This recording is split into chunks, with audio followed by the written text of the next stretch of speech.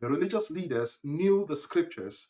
If you remember when King Herod asked them where the Messiah will be born, they quickly quoted Micah 5:2. But you see, none of them made the 5 to 6 mile trip to Bethlehem to worship the newborn king, Yeshua.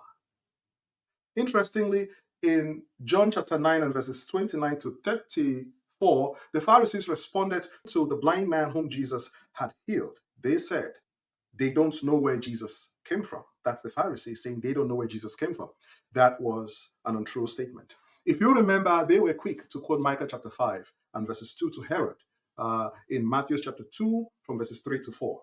You see, beloved, we humans have the tendency to suppress the truth and even replace it with a lie.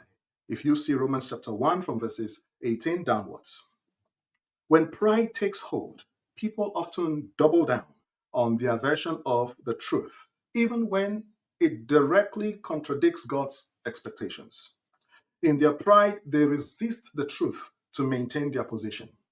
This is a human tendency to resist the truth and cling to power.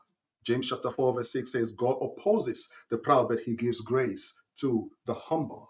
The religious leaders knew the scriptures, but they missed the deeper truth that the scriptures were meant to lead them to Jesus, the living word. You see, they had knowledge without action. They had faith without works. And faith without works is dead. James 2:7, James 2:26. The written word was meant to guide them to the living word, but they failed to follow it. All the religious leaders of Jesus' day missed the first Christmas.